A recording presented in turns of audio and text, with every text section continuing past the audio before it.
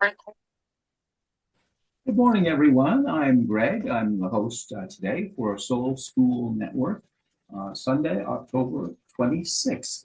And today we have a very interesting topic on our open mic session.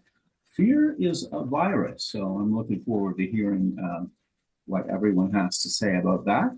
I also welcome our viewers on YouTube who will be tuning in at a later date. So before we get started on our topic of the day, I'm going to pass things over to Sue, who will do a short grounding meditation for us. Thanks, Greg. Can you hear me okay? Yes, perfectly. Okay, awesome. So I'll just invite everybody to lower their gaze or close their eyes, whatever suits them best. And take a few, deep cleansing breaths.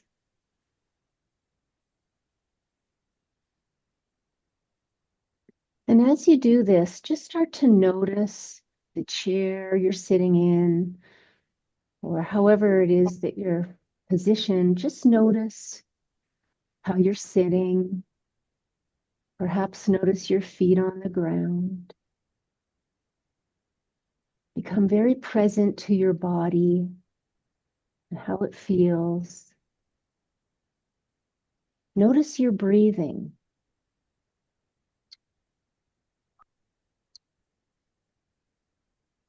Notice your shoulders. Are they relaxed? Take a moment to relax your shoulders. Relax your hands if you have a tight grip at all. And just notice this beautiful body you've been given for this incredible experience, a soul having a human experience. Just follow your breath. Again, noticing your body in the chair, your feet on the ground, letting go of the busy mind of the morning. And feel the light pouring in the crown, the top of your head, and flowing through your body into the mother, knowing the divine connection between the heavens and the earth.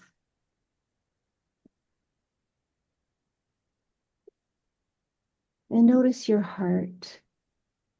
It's beating so beautifully. Nothing you need to do. And you're breathing so peacefully. Nothing else to do.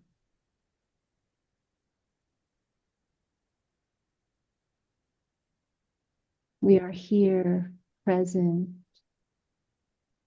And presence is the gift we give ourselves to show up as our highest possibility in any given moment. And feel the gratitude for waking up today and all the possibilities that await you. No videos on. And so I invite you then Is it here though? to come back to the room so that you can be present here for our conversation this morning. Thank you, thank you, thank you.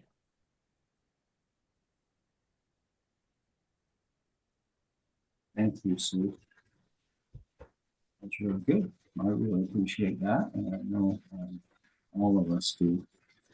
So let's move into our topic of the day. Today, we chose basically topics around the word fear. Fear is a virus, is our theme. As you know, fear is often associated with anxiety, worry, dread, sometimes panic, and even terror. I just wanted to remind us of that phrase of Franklin Roosevelt. The only thing we have to fear is fear itself. He made that statement back in 1933 during the Depression, and really was designed to try and help Americans get over the psychological barrier that fear creates. And I think so that kind of ties into this idea that it's a virus. But let's move into our discussion now. What strikes fear in your heart? We're of course here to share and listen and maybe even offer some advice. And do you agree that fear is a virus? So there we go.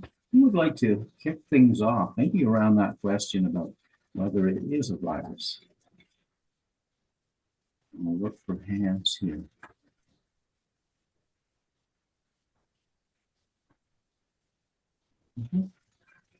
And everybody's, of course, shy when we get started. I'd be happy to kick it off, Greg. Okay, sure. Yeah, that sounds good, Corey. Sure, yeah. Just let me get my video on here. That's such a Canadian accent. He loves Dad. He's brilliant. He's Nice to see you. My phone here is a little messed up, but No worries. And Corey, just before you start, Sue, if you see any mics open, maybe you could just get them off for us. Thank you. Go ahead, Corey. yeah, so I'm just hanging out here in my garage here, doing a little construction project today. But I had some thoughts on this, and everyone talks about. We had this discussion the other day. Everyone talks about light and dark, and as if they're opposites, but they're not really enemies. They're dance partners, and light shows us what it is. Darkness shows us what we've been avoiding, and isn't darkness.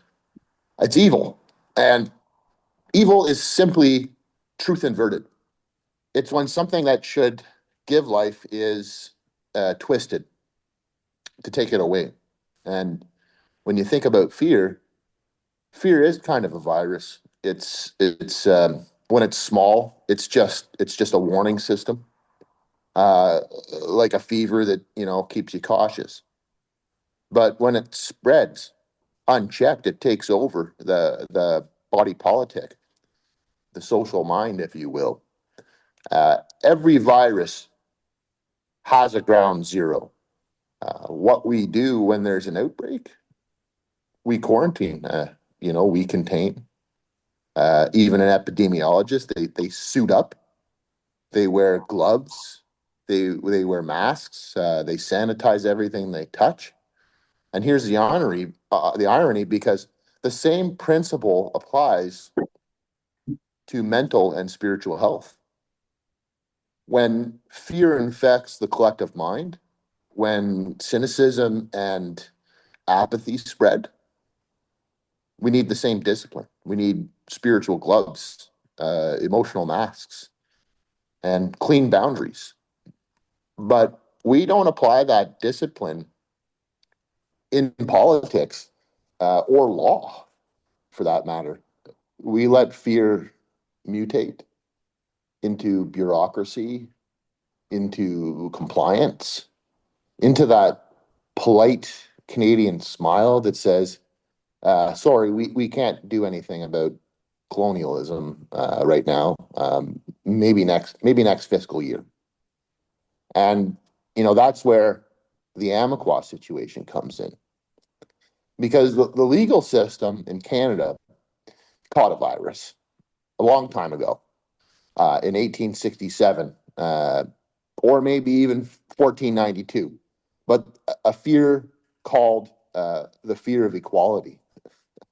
And the Crown fears what it cannot control.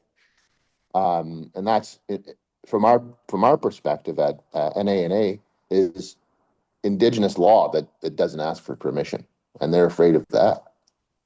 So instead of treating the infection, they cover it up with procedural band-aids, reconciliation frameworks, Truth and Reconciliation Day, and the ever popular working towards implementation. And that's just a phrase that means absolutely nothing. And meanwhile, we're over here practicing the cure.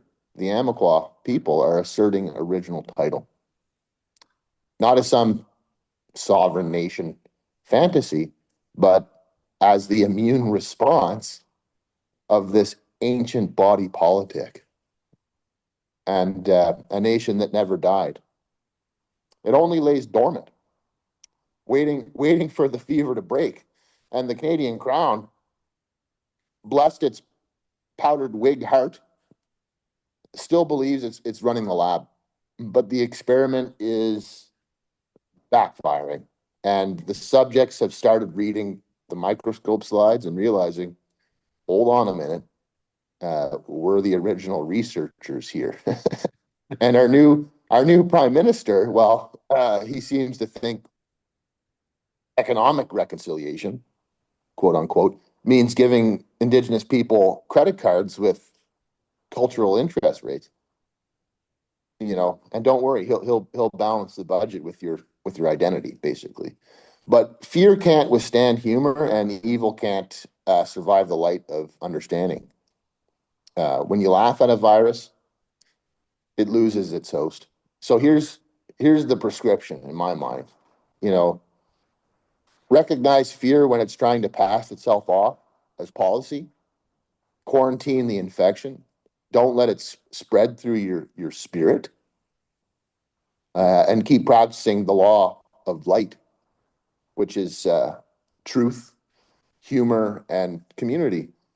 Because the antidote to fear isn't power, it's clarity. And the moment we see things as they really are, the virus dies. And that's the work we're doing here in the courts, in our council, and right here on this podcast. So fear may be contagious, but so is courage. So let's spread that instead. Thank you, Corey.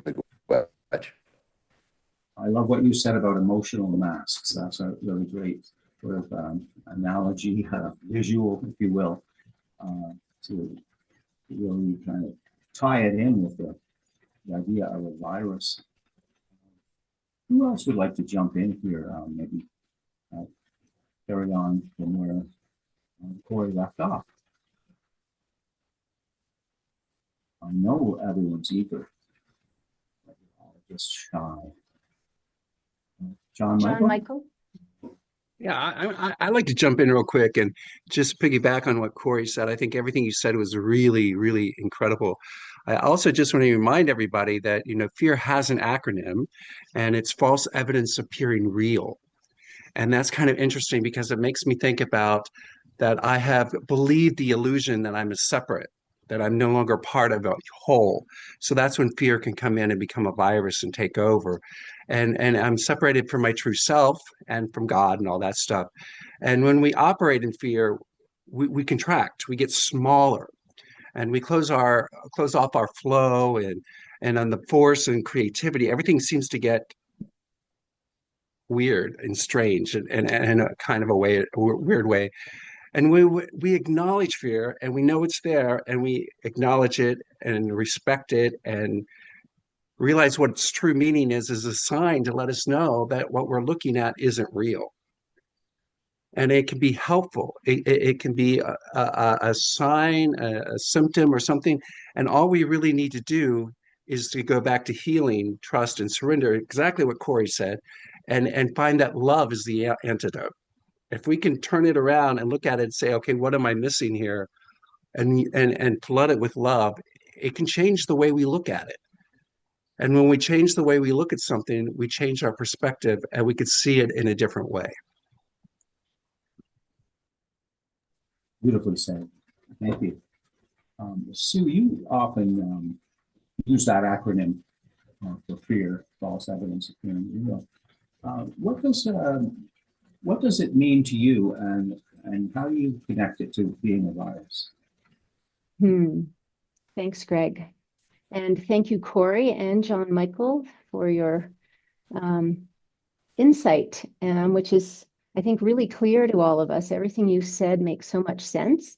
And yet, this monkey mind, that has us get into it and not understand we're in it even, this false evidence appearing real. And of course, as a nurse, I think about fear a lot in terms of my client, my patient's experience. And when they get a diagnosis, when they have a health challenge, typically there's a lot of fear that comes with it. What's that going to look like? What am I going to have to go through? Am I going to get better? Am I going to die? And thoughts are things, so they spread. We think our thoughts are our own, and that is a complete illusion. The thoughts we're having are in circulation. We're in a big container of thoughts, in fact. We have this idea that they're our own private thoughts, and there's actually pretty much evidence that there is no original thought, that they just are out there and we're picking and choosing the ones we have. And to give you a really stark example of how fear can be, I think of the nurse who worked in a retirement home for her career, and she hit 70 and she proceeded to have medically assisted suicide in Switzerland. And the reason she did that was she said, no way this is ever going to happen to me. She was so afraid based on what she'd witnessed in this long-term care environment for so many years. Of course, her family was very distraught. She was perfectly well. There was no health issue, but emotionally, she couldn't face it. The fear really had taken hold to the point that she ended her life. So that's an extreme example, I believe, of how fear lives in us. However, post-COVID experience, I don't think it's difficult for anybody to recall the amount of fear in that was the virus more than anything, because it spread and it got to a point where the fear stood in the way of love. So, friends, families parted ways, couldn't be with each other because of differing views of what was happening. And really, in the end, it was about fear of death, essentially. And again, isn't this the illusion that, as said in the 23rd Psalm, yea, though I walk through the valley of the shadow of death. And this is this thing hanging over us in our physical form that we're going to lose it or harm it and suffer. And as John Michael so aptly put, this is absolutely the illusion of separation. This is us thinking we're this body only and that when it ends, it's over, and not understanding our multidimensional existence and so on. So the fear sets in, I believe, because of the darkness that comes with it. People think that the opposite of love is hate. It isn't. The opposite of love is fear. And so this is what keeps people from loving, nothing else. And so, again, for myself, in my various roles, as we all have, how can I build my compassion for the people who have differing ideas around things, understanding that they're not opposing me. It is this fear virus that's living within them. And, there's a lot of things these days, There's talk about the digital ID and, well, not just talk about it, it exists, of course, and people are very afraid. And when fear sets in, then certain behaviors are the outcome of that. And again, it causes separation from ourselves, separation from others. Really, we go very deep and dark is where fear takes us.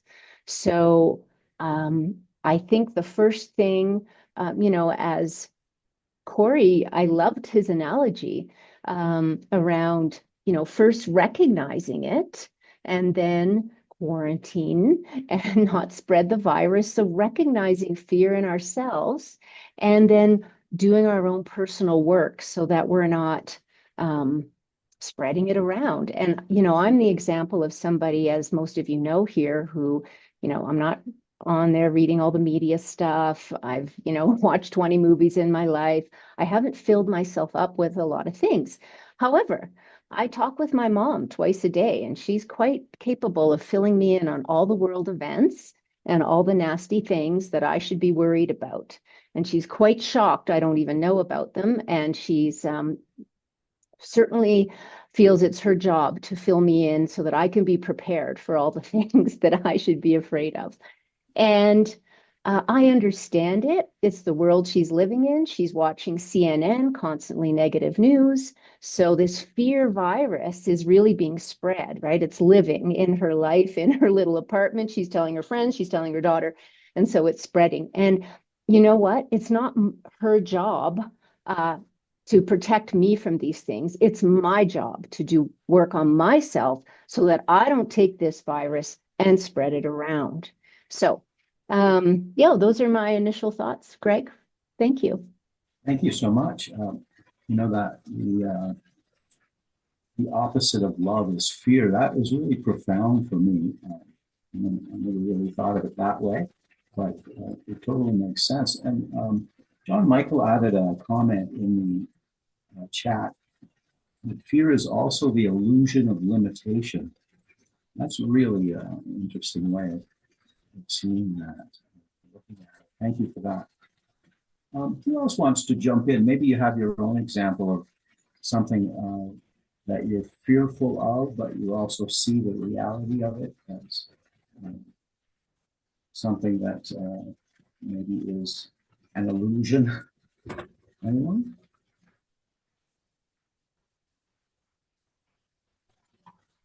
Sure, sure. Why not? The dog would nice to see Hi, everyone. Tara. Hello.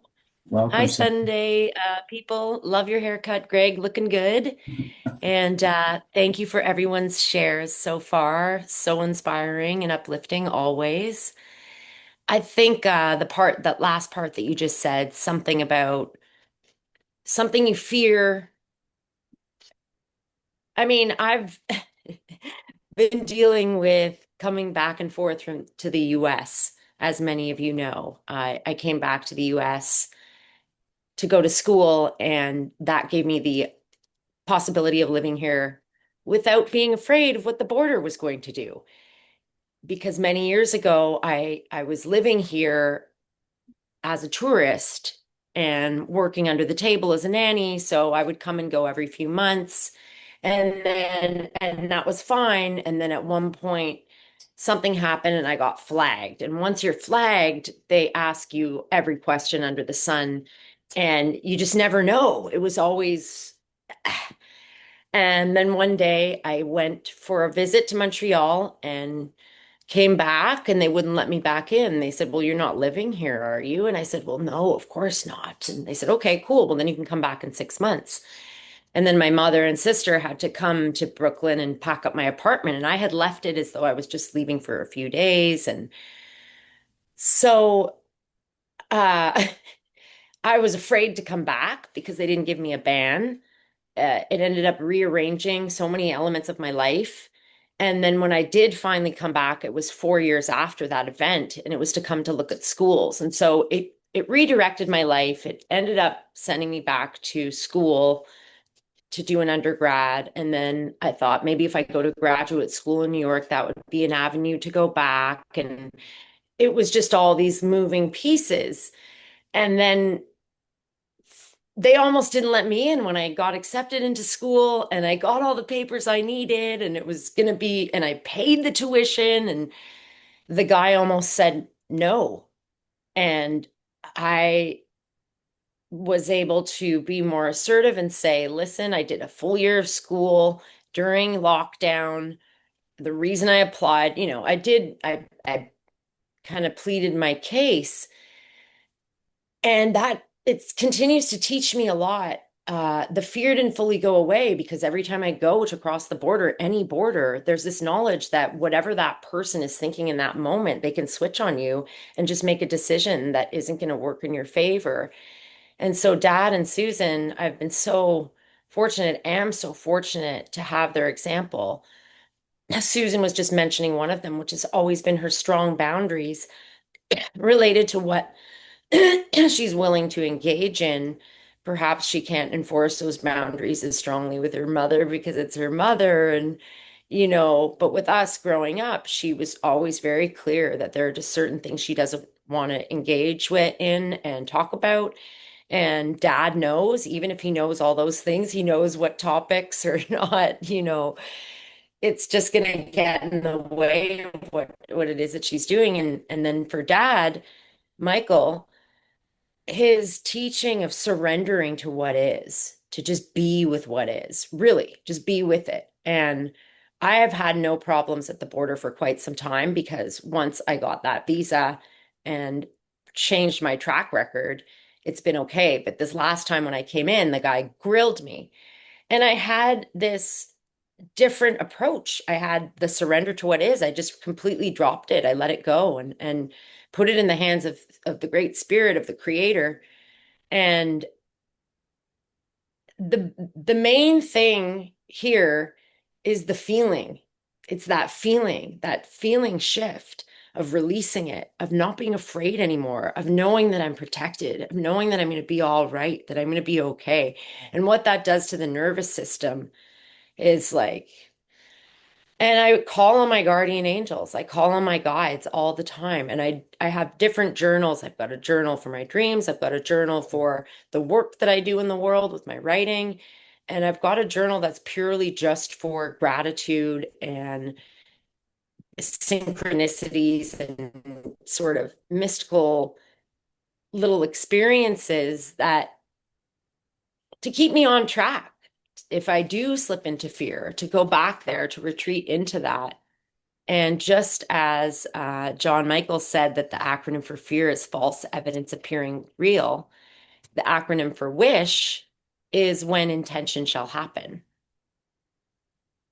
And so I think I think fear is one of the most dangerous things because it causes us to make decisions that are not in our best interest or others. It causes us to be at the mercy of authority. It causes us to view the world in a way that is harmful. And it's the tool that the dark forces use to co-opt our imaginations. And right now, the most important thing that we have access to is our imagination, is our creative process. And a lot of what we're being told, as Susan said, that, we don't actually have an original thought. So we have to be really careful of what thoughts we're paying attention to. And then also, again, how we engage with ourselves and realizing when we're engaging with others, it's everything has an effect, a ripple effect. So a small thing, smiling at someone in the store or on the street, it doesn't matter how they react, or even telling a joke that someone doesn't laugh at, they may laugh at it 3 days later. And so I think do something to bring that light and add more light. And the main thing, it starts with us. It starts with our own inner work of releasing our own fear. I love how you tie that into creativity. And that's so true. And then I also wanted to ask you, Sarah, did you feel that when you were able to sort of release it at the border, sort of not engage with it, do you think that affected the border guard as well? Do you think that fear, it works the other way Yes, too? that's it. That is absolutely it. The non-resistance. Everything's vibrational. And that's why I'm saying that we think our own thoughts and behaviors aren't affecting others. We're all connected. So of course they are. And so this idea that I'm in my own little world and you're in your own little world and they're not affecting each other, of course they are. And the way I stood my ground, but I also, and I recently, right after that, I follow a page that talks about different techniques and methods. And right after that, techniques and methods for physics and, self-advancement, self-improvement. And one of them said, it's kind of like the don't care method. Stop caring, stop putting all this importance on it. It's when we put so much importance on the outcome that we actually push it away. It plays hard to get. And it's kind of like be blasé about it. Could happen, could not happen, doesn't matter. It's and the bottom line there is knowing no matter what, wherever you're directed, it's going to be the right place, the right time, the right people to start to have this excitement, this enthusiasm that it doesn't need to be this thing. Because then when we're putting it as that thing, we're always devastated because it's just never quite landing the way we want it to. And that goes back to what Michael talks about a lot these days is you are not the doer. And when we try to be the doer, we're constantly frustrated on some level. And so let's say someone wants to be an actor or someone wants to be a top chef or someone wants to be name the thing when it's oh I get if that doesn't happen, I'm going to be so sad, I'm going to be devastated. It tends to elude you. Whereas when you say that would be nice, and then you just take the steps, it tends to happen more readily. It really is frequency and vibration. And the border had all sorts of things to say, and I just held it with a light touch. He said, what were you doing from April to July? Oh, I lived there for 5 years. I went to school there and then I had a work visa. And so I was with friends going to the beach.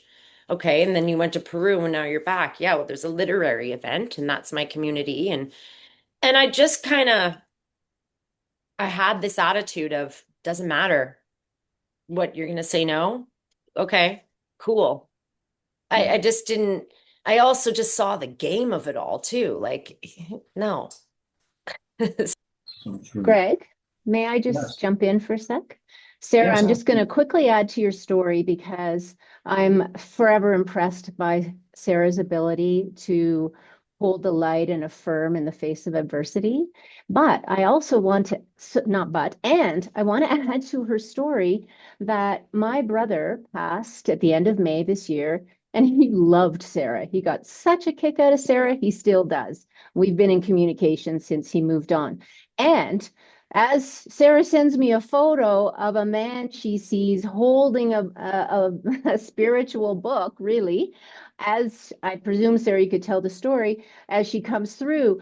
And my point really to add that to her story is that when you're doing this work, then the help from your ancestors, guides, angels, whatever you want to call, are there for you. And the picture is amazing. And it looks like my brother, and I'm sure he was helping her. So I think we get evidence too of our good work. And so, Sarah, kudos to you because he helped you because you were helping yourself. Thank you, Susan. It was incredible. It looked just like Susan's brother, Stuart, and he was wearing what looked to be a Hawaiian shirt, and that was his thing. And I just thought that's so bizarre. And then I remember the next day he was carrying a book. What was the book? I zoomed in and it was The Myth of Normal by Dr. Gabor Mate.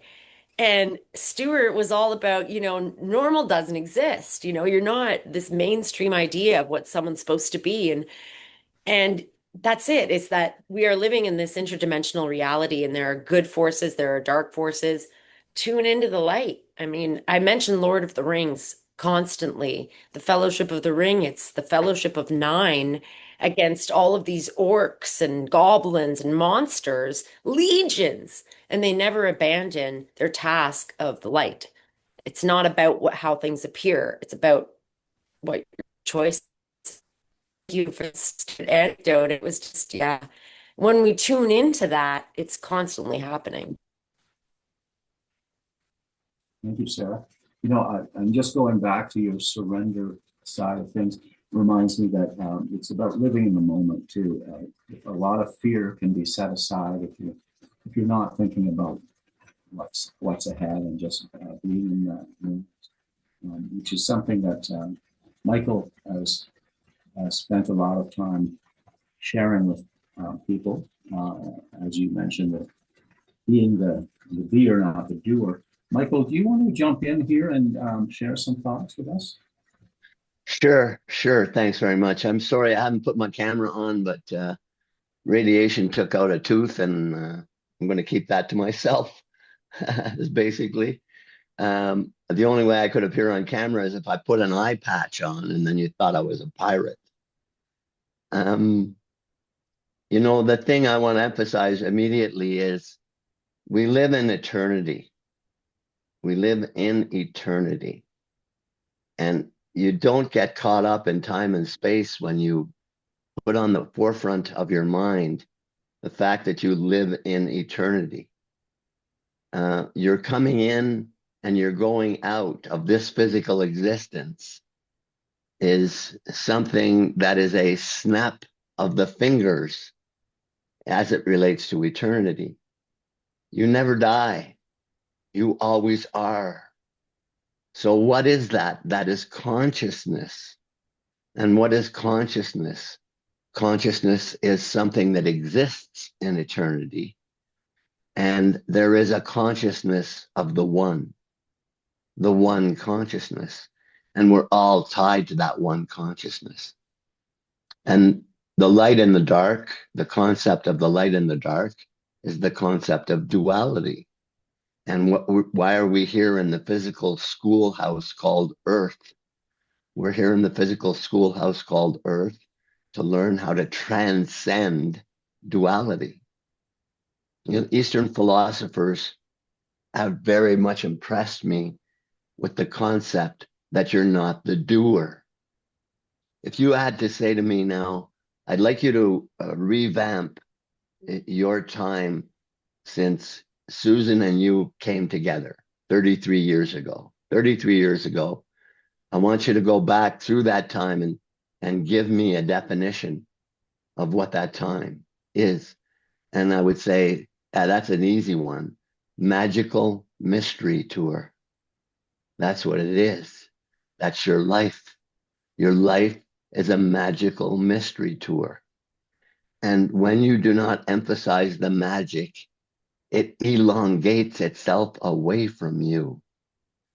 Everything that has been said by everyone here, when put together, concept, John Michael, Corey, Susan, Sarah, let's put it all together. And it is what? Synchronicity. It synchronizes. And why?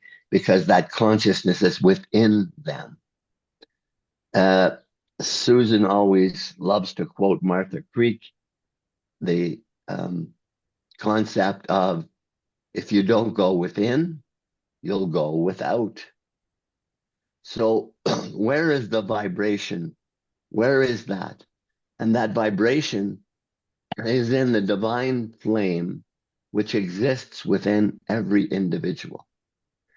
And that divine flame represents you as a spark from the central spiritual sun, where we came from and where we're all returning. So it's in that journey of consciousness of Godhead that you exist in. But we forget. We get amnesia. And then it turns out what the dark does is say, well, I'm going to have to wake this person up. How am I going to wake this person up? Well, I'm going to put something in front of them that is opposite to love. That is opposite to love. And that's fear. And I'm going to feed off that fear to keep the matrix alive. We all live in the matrix. And that matrix is fueled by fear. The world is run by fear. All of these fools call themselves leaders are fear merchants. That's what they are. And the reason that they are leaders is because they do fear really well. That's the bottom line. I mean, you can go back to Abraham Lincoln, go through John F. Kennedy, go through 9/11, go through COVID, and you're just going to find the same thing. The same thing is what we do is we do something to humanity's consciousness, which invests and poisons them with fear. And then we do our deal. And 9/11 the Patriot Act, 3,000 paragraphs, was on the table day one. They already had it written, Patriot Act. They already knew it. The agenda that you're under presently, digital ID, economic collapse, another pandemic, perhaps the Third World War, all of this is on your plate, put into your consciousness. And it is put there to engender fear. I have to give you all a personal experience I had. It was an overwhelming experience. During my illness, I had to have surgery for a biopsy to check whether my throat was cancerous. And I guess during the surgery, I had a bleed and they had to put me into ICU. And when I came out of the anesthetic, Susan was standing right there. And I couldn't speak. I had no voice. But I was overwhelmed in trying to tell her of the experience that I had under anesthetic. And the experience was, I was in a place where there was nothing but love. Unconditional love. I tell you, it was overwhelming.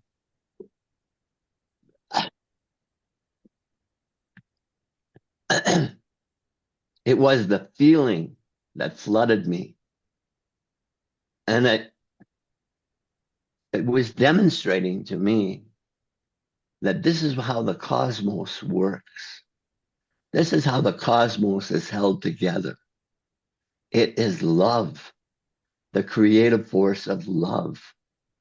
So where do you have to go in order to assist in the antidote against fear? You have to go into your heart. Put a mirror and put your face in that mirror and say, I love you. Because if you can't love you, you can't love another. This is what we need to connect with in terms of the virus of fear. It's love, unconditional love. Corey, Stacy, and I have been working together here very closely. Stacy and I for a good 20 years. Corey, Stacy, and I for the past 3 years. We've adopted a model for the work that we do is to revive Indigenous recognition for Stacy's tribe. Stacy is the chief of that forgotten tribe, the Amaqua. So the three of us work very, very close together, very, very closely together. And we've adopted as a model for ourselves, the ancestors are arranging things. You have guides. Each and every one of you have guides. Susan and I and our whole family was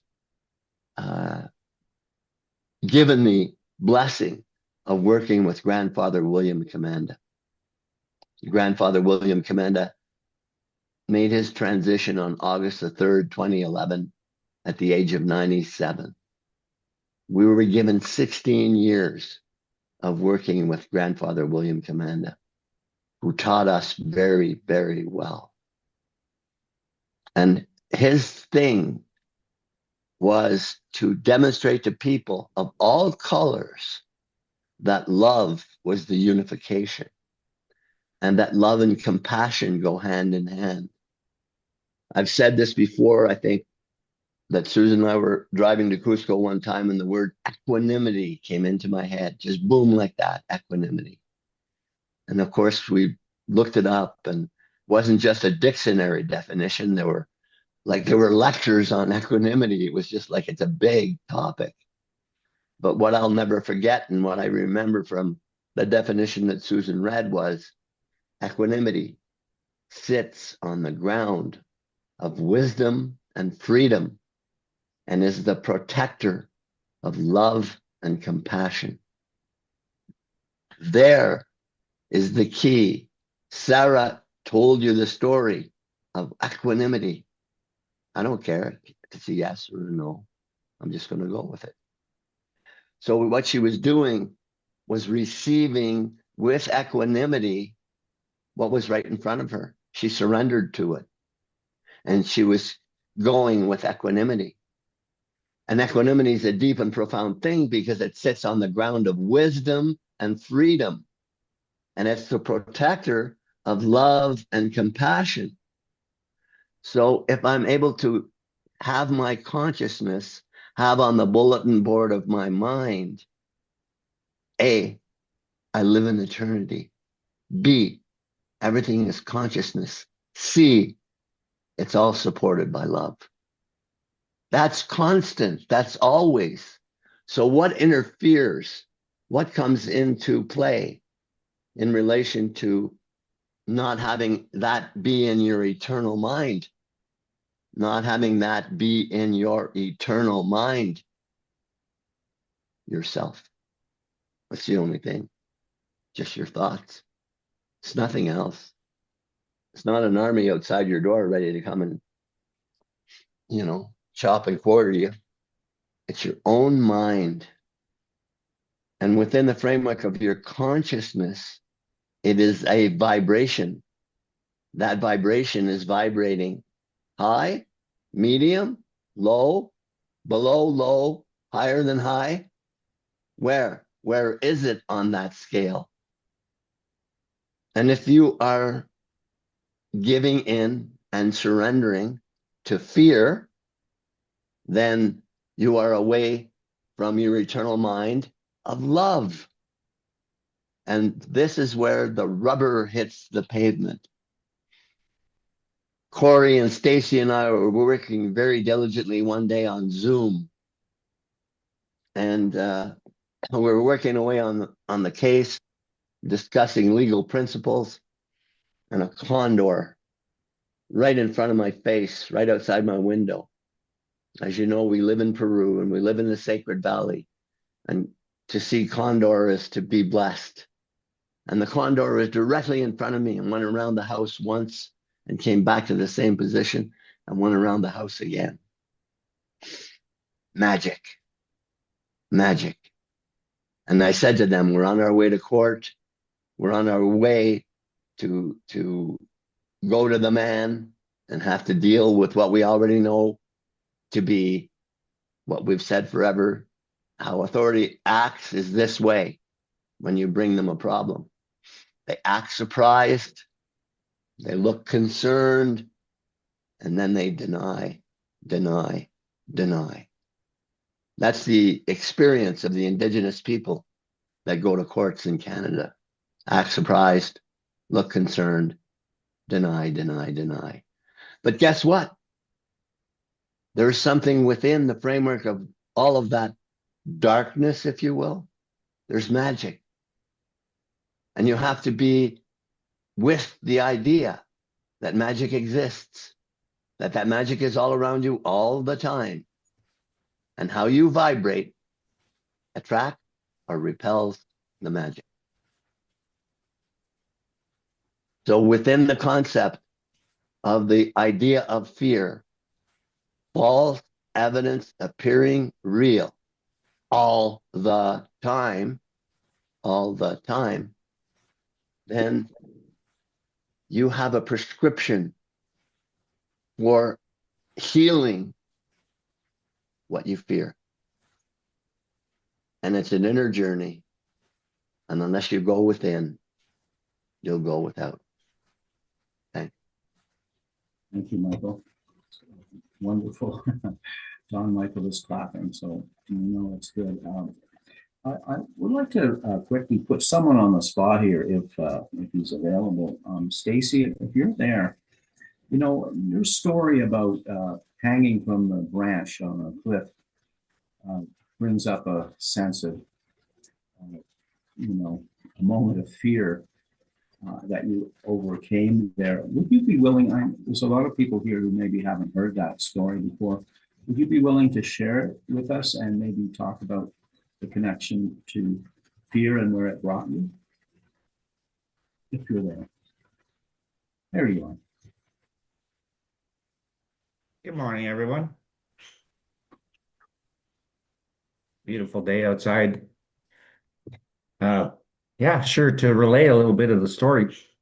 When I was a young boy, I went hunting with my family, and at some point during that day, I lost my way and I um, ended up in the wrong direction and tried to find my way out of it from that point forward. And during that time, I found myself the next morning after a very trying night of freezing temperatures and darkness and loneliness and hunger and a whole lot of other things. Um, I, in the morning, upon waking up, the river had froze, so there was a layer of ice on the river. Uh, and as I started moving again, uh, I came very soon into a conundrum of needing to make a choice. And so there was a choice between walking through the very thick, tangled brush, and it was a very horrible experience from the day before that I didn't want to repeat anymore. And so I there was a second option, which was a ledge on a cliff above the river, and it was very narrow, but it was a way across. So I chose that as my direction. And upon getting halfway out there on this cliff, I slipped on a piece of ice and fell off the cliff. And on my way off the cliff, heading for the frozen lake, I managed to grab onto a very thin twig sticking out of the side of the cliff. And so I hung there from that twig by both hands. And the fear that gripped me, the just the it's hard to explain it, but the sensation of it took my breath and it left me there uh, senseless, completely without thought, without sensation, without emotion, without anything. It rang like a bell. And as I started to realize my situation, I began to regain consciousness, so to speak, and to contemplate the situation. And so, the deliberation of what the situation consisted of left me with the most logical choice. And so I chose that as my option. And so through that, somehow that tiny twig, which was smaller than the diameter of a pencil, and I was about a 90 or 95-pound 10-year-old at the time. And amazingly, that twig became as steel. And I was able to hoist myself up on it. I got to grab something to grab onto. I put my foot up and I stood on that stick. And so just curiosity to me, years and years and years later, researching through documentation that I had collected, I came across a Meredith Quinn publication called Of an Eagle and a God. And within that text, it described a Lakota ceremony, which he referred to as time walking. And that uh, ceremony was described by Meredith Quinn as placing all your weight upon a twig. And so it's something I've never been able to dismiss or forget. It's applied to just about everything I've done since that time. And it's quite the thing. So, so I don't know if that qualifies as fear. It must have in our, in our understanding of what our experiences with fear are. There's different types of it, I think, because there's this, if it's not the most talked about topic, but there's the situation of the natural condition of the hunter and the hunted. And so in that situation, there's a type of fear that occurs when this transaction is taking place. So not only does the the hunted concoct a fear that's instinctual, which is I'm being hunted. I gotta I gotta react. On the other end of the scale, the hunter also experiences a fear that he may have to kill this thing. So it's a reciprocal transaction. It it consists of both parties involved, and it rings when it occurs. You'd have to experience it to understand it. So, like a lot of things, that seems to be the problem of the day is to experience. And so, you know, the experience is interesting in its fabric and its core and its projection of how it appears to be. Something that I explained in the court last or 2 springs ago, um, of how when I was a young boy, I stood up in front of my public school and I recited a uh, presentation I had been asked to put together. So as a young person, I chose the subject of quantum mechanics and subatomic particles. And so when you look at the very small, it appears as infinite in our ability to perceive it. So the very small. And then on the other end of the scale, you have the very large. And the very large continues on as far as we can perceive it. And it seems infinite. So the infinity, Michael referred to, uh, has a physical property. It has a place and a substance. And for me, I can describe it in a quantum physical way as a field. And so it's a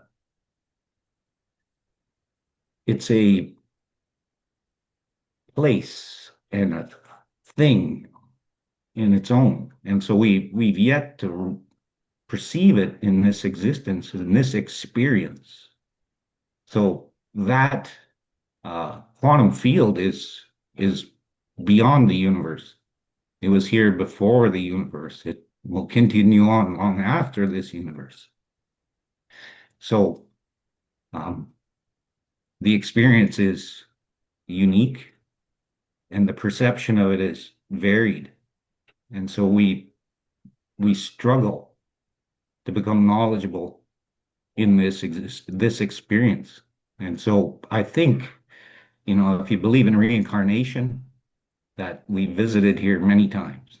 And the reason for being is to try to perceive this in an experience that is meaningful and to be able to place it on the record of the grand consciousness. And so that our spiritual beings can learn about their infinite experience. So with that, I think I just like to thank everybody for being here and having me come to experience it. To be like, Thanks, Stacy. It's wonderful to have you here with us. We missed you. Does anyone else want to add? We're sort of at the top of the hour now, but if anyone wants to jump in with, I just Has have her one hand more. up. Yeah. Yes, I have one more little anecdote that I'm chomping at the bit to share because it's just so related to all these things. And I think it will be uplifting for everyone here because it's an actual experience that is also a parable. Many times, sometimes people will ask you, what's your greatest fear? And for me, it has always been related to authority. It has always been related to somebody taking me and not allowing me, like the concept of prison, the concept of someone locking you up and throwing away the key or, putting you in some kind of facility where you can't contact anyone. And it's an irrational fear. I'm not going to prison. it must be from another life. And just the concept of it, I think, is just so archaic. Low birds.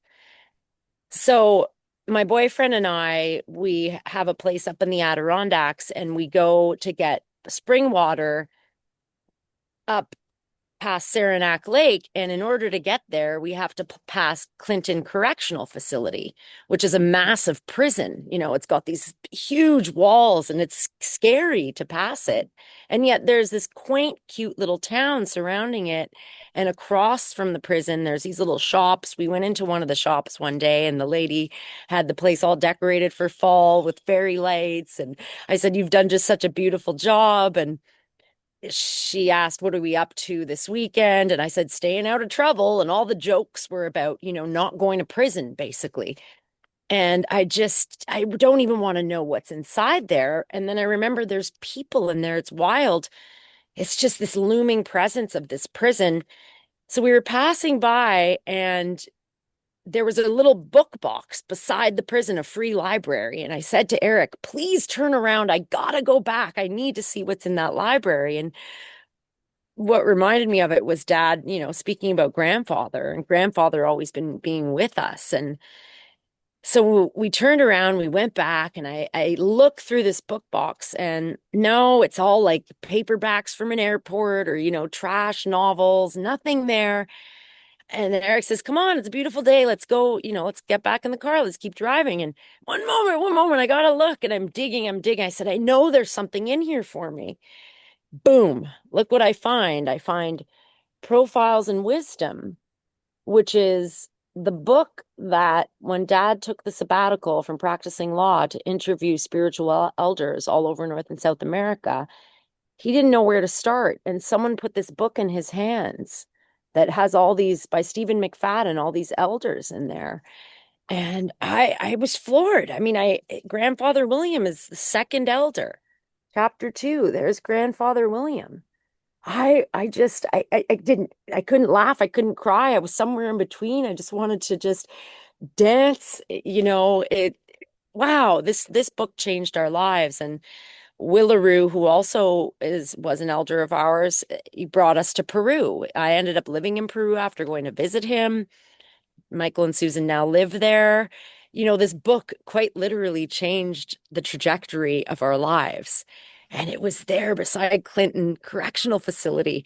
And that's like, you know, this fear of being imprisoned. And Dad always says that it's not a physical prison. We imprison ourselves. And you're the jail keeper, and you hold the key. And the key is being in love and looking for that magic and free yourself. And the original receipt is in there from the person that bought it on August 1st, 1991.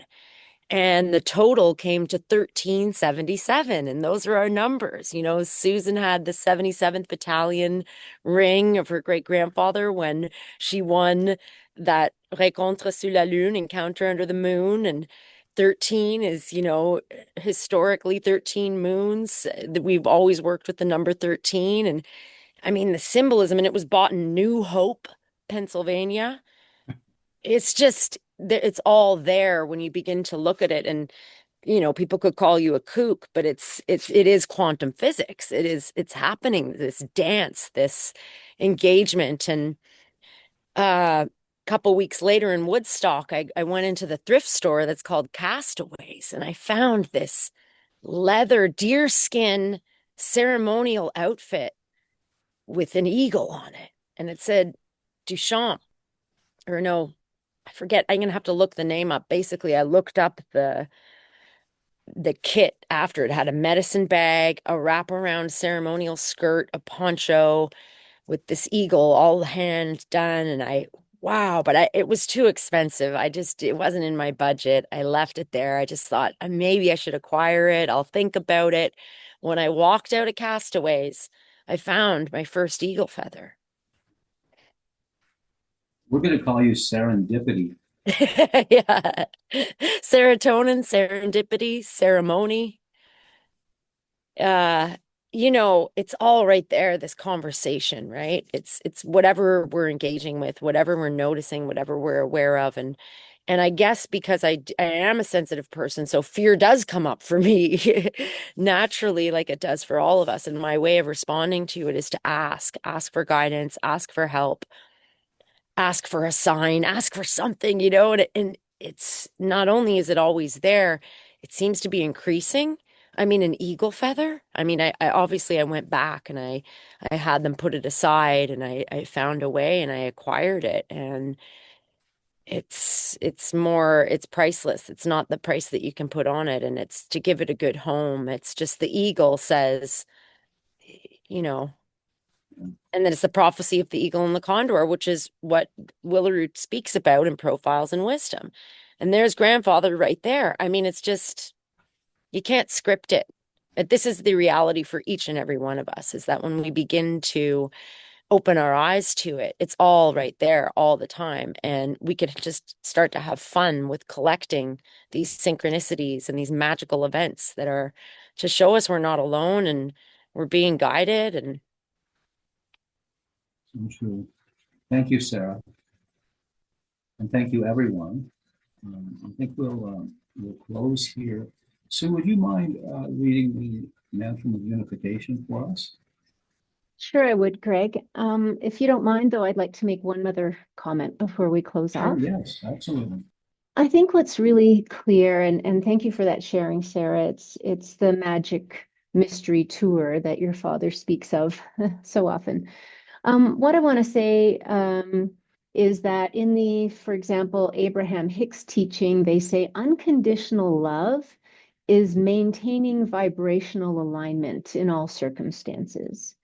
And so in that vibrational alignment, of course, we have to know that this virus of fear is in circulation, and it's our work to do to deal with these feelings and thoughts as they arise.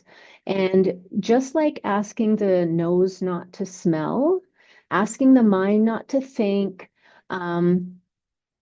there are going to be thoughts, and there's going to be loving ones, there's going to be fearful ones. This is the human condition.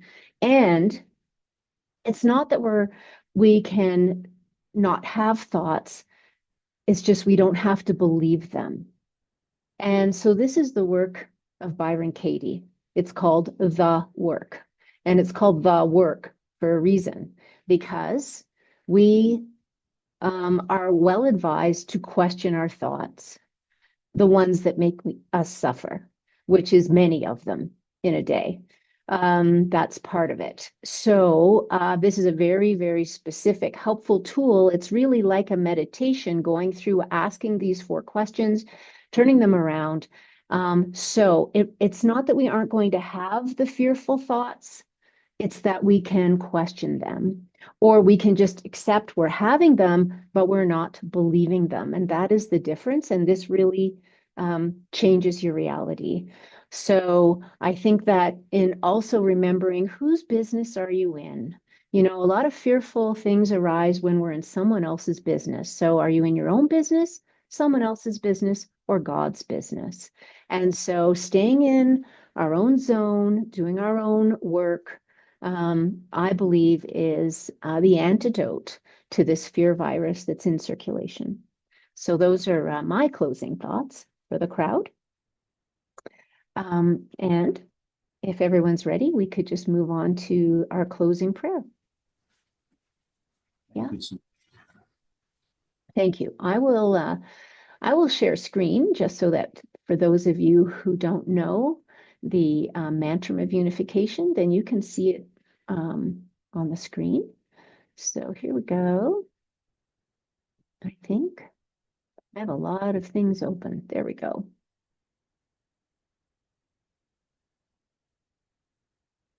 Okay, here we go. The mantra of unification.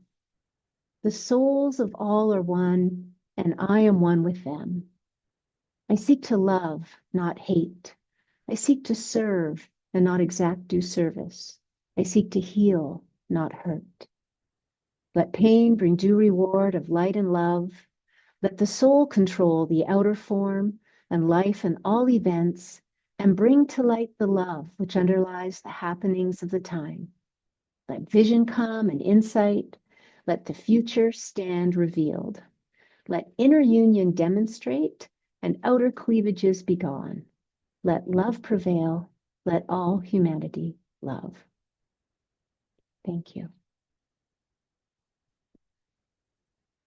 Thank you so much. So this is wonderful. I'm getting a peace sign from Michael, so you know it's all good. So thank you everyone for joining in our discussion today. I think it was really worthwhile and enlightening.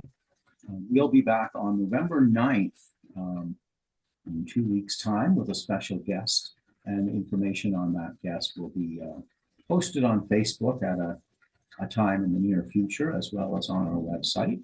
I'm sure Sue is cooking up a good one for us. So thank you for that. Holy feather, Michael. Okay, you win. Anyway, thank you everyone, and we'll see you soon. Much love. Thanks, Greg. Thanks for hosting. Nice to see everybody. See you in Peru, Michelle.